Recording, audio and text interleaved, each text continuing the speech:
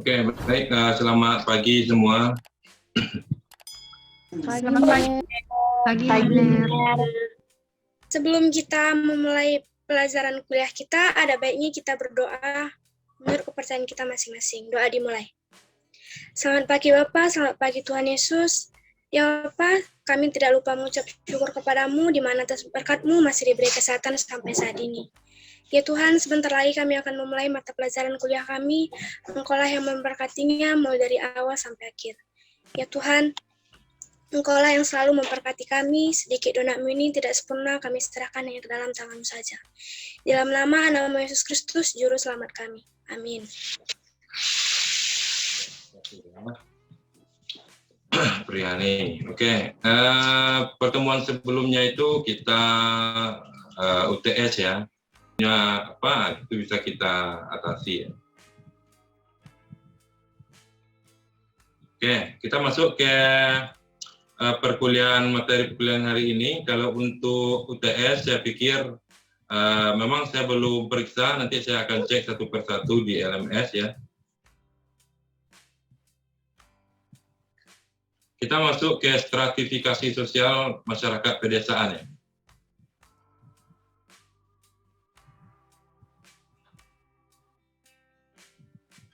Nah, saya pikir konsep stratifikasi sosial ini sudah ngoni dengar ya, minimal ngoni dengar, pernah baca ya, karena ini sudah ada semenjak SMA. Bahkan saya pikir di SMP itu juga ada pada mata pelajaran IPS terpadu ya, kalau tidak salah dulu itu. Marta, coba Marta, kira-kira menurut Marta itu stratifikasi sosial itu apa maksudnya? Menurut saya stratifikasi sosial adalah perbedaan atau pengelompokan para anggota masyarakat secara vertikal. Yang dimaksud dengan lapisan vertikal itu apa maksudnya? Silakan. Secara masyarakat sosial Kira-kira apa bedanya dia kalau secara vertikal dengan secara horizontal? Kalau secara vertikal itu antara masyarakat yang sosial yang setara dengan tingkat pendidikan dan kepunyaannya. Kalau horizontal itu perbedaan pendidikan benar. Oke, makasih Mata Sari ya. Lanjut, siapa yang bisa bedakan kalau perbedaan secara vertikal dan horizontal? Saya Miner. Silakan. Pembedaan stratifikasi sosial itu secara horizontal disebut juga dengan diferensiasi sosial, di mana perbedaan itu dibedakan dari suku, agama, dan ras.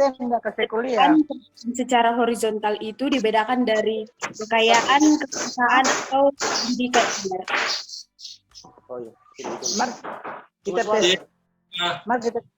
Sebentar ya, selamat datang Cik, silakan Cik. Oh iya, selamat datang, makasih.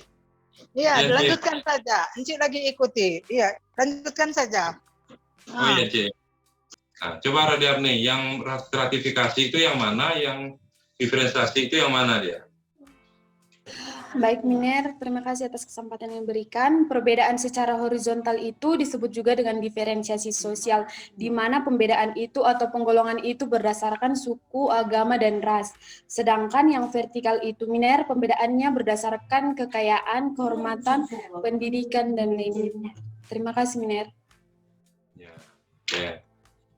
Nah, siapa lagi yang bisa jawab? Kira-kira antara perbedaan vertikal dan horizontal itu apakah disebut dengan istilah stratifikasi ataukah dengan istilah yang berbeda dia? Jadi dia berbeda secara vertikal, kemudian berbeda secara mendatar. Apakah itu dia satu istilah yang disebut dengan stratifikasi atau yang seperti yang disebut Rodiarni tadi, dia itu beda istilah. Yang satu stratifikasi, yang satu diferensiasi. Siapa yang mau menanggapi? Friendly? Ya, benar. Dia beda istilah atau sama istilah dia? Kalau dia berbeda secara yang disebut Beda, horizontal ya, dia berbeda secara mendatar atau dia berbeda secara bertingkat, itu beda istilah atau satu istilah dia? Beda, benar. Coba jelaskan. Kalau secara horizontal itu diferensiasi sosial. Nah, Kalau vertikal itu stratifikasi sosial. nah, oke, saya beri contoh. Kaya dan miskin itu masuk ke mana dia? Stratifikasi, benar. Nah, oke. Kalau laki-laki dan perempuan, Diferensiasi. yang beragama Islam dengan yang beragama Kristen, Diferensiasi, benar. oke. Saya pikir dengan contoh itu, Ngoni sudah bisa bedakan mana yang stratifikasi, mana yang diferensiasi. Bagus ya. Saya jarang-jarang lihat ini Jenli aktif ya. Jadi Renli boleh itu lebih sering lagi. Bagus. Jadi Renli sebenarnya punya potensi ini. Tapi jarang-jarang muncul ini bertanya dan memberi penjelasannya. Jadi yang ingin kita bahas sekarang itu adalah stratifikasi sosial masyarakat desa, bukan diferensiasinya. Jadi kalau kita bicara stratifikasi, itu nanti kita akan bicara ada tingkatan. Dia berbeda tetapi bertingkat. Ya, misalnya ada yang miskin, ada yang ekonominya cukup, ya, yang menengah, ada yang kaya. Nah, itu strata dia. Contoh lain, petani. Misalnya orang tua kita petani, ada orang tuanya yang guru, ada orang tuanya yang anggota dewan. Nah, itu dia bertingkat juga itu. Ya, dalam hal pekerjaan. Proses pelapisan sosial itu jadi sebenarnya terjadi dengan sendirinya. Maksudnya jadi tanpa kontrol ya. Misalnya saya jadi dosen itu kan tidak ada yang atur ya. Misalnya setelah saya lahir nanti kamu jadi dosen, kan tidak ada. Atau nanti kamu lahir kamu jadi petani, kan tidak ada yang mengatur. Dia terjadi dengan sendirinya dengan proses yang alami ya. Saya berjuang, kemudian setiap orang berjuang. Nanti ketika mereka memiliki pekerjaan masing-masing, itu secara tidak langsung akan membentuk tingkatan dia. Jadi ini petani, ini guru, dia otomatis akan membentuk tingkatan tanpa ada yang mengatur itu ya. Kemudian ada juga yang kedua itu sengaja dibentuk untuk mencapai tujuan bersama. Itu lebih ke ini ya. Coba lihat yang Syudra, Vaisya, Ksatria, dan Brahmana ini. Ini kasta yang ada di India ya. Ini kan diatur. Jadi misalnya Syudra tidak boleh menikah dengan Vaisya, kasta ini ya. Apalagi Brahmana tidak boleh menikah dengan Syudra. Nah, itu diatur dia. Nah, ini sifat pelapisannya. Jadi sifat pelapisan sosial itu dua. Yang pertama terbuka, yang kedua tertutup. Atau sebaliknya, yang pertama tertutup, yang kedua terbuka. Maksudnya itu, kita contohkan.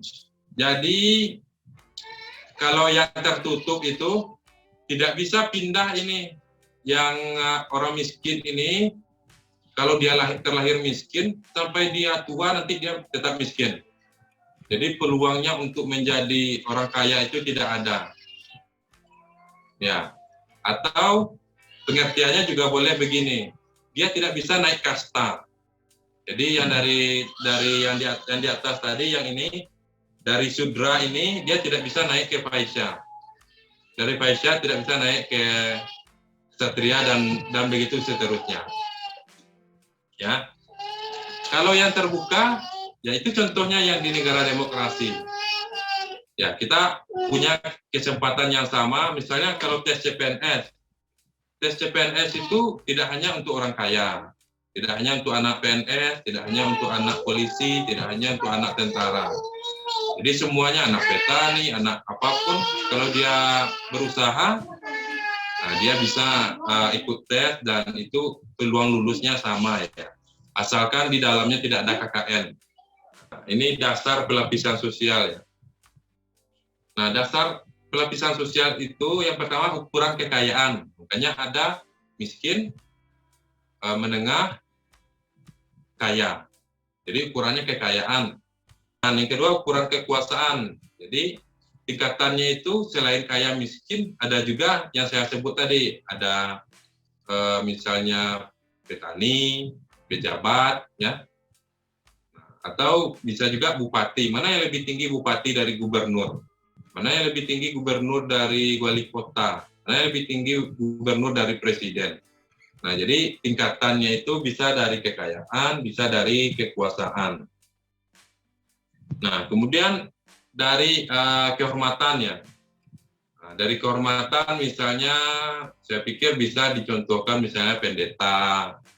Nah, apakah orang itu melihat pendeta itu lebih tinggi tidak dari yang biasa, dari kita yang tidak pendeta misalnya. Atau juga misalnya di desa itu kan ada misalnya apakah apa namanya di sini ya, kalau desa, kalau tempat saya itu wali nagari namanya. Kalau di tempat lain itu lupa ya, ada kemarin di desa Pulutan, hukum tua misalnya. Nah, hukum tua, atau ada juga disebut mama ya. Mama itu kakak dari ibu ya. Kemudian ukuran ilmu pengetahuan, nah itulah mulai dari yang tamat SD, SMP, SMA, S1, S2. Kira-kira mana yang lebih tinggi yang tamatan S1 dari tamatan S2. Nah, dari segi ilmu pengetahuan ya, meskipun memang belum tentu juga isi kepalanya itu lebih tinggi misalnya S2 dari S1. Itu kan tergantung usaha ya. Kalau orang yang belajar ya meskipun kadang dia tidak sekolah, pernah dulu kejadian di kuis Who Wants to be Millionaire itu, cuman penjual koran ya, tidak sekolah, dia bisa mendapatkan 1 miliar. Ya karena dia setiap hari baca koran itu. Dia bisa mengalahkan yang punya gelar lebih tinggi ya. Ada dua istilah ya dalam ilmu sosial atau sosiologi itu, ada status, ada peran. Ya, contohnya status Renly itu mahasiswa. Perannya apa? Perannya belajar, ya, buat tugas, terkadang juga bantu dosen, mengikuti perkuliahan. Nah, itu perannya. Status saya dosen, peran saya mengajar, ya. Jangan hanya beri tugas misalnya. Kalau cuma beri tugas kan itu sama juga dengan kurang ya perannya. Meskipun sudah melaksanakan peran tapi kurang.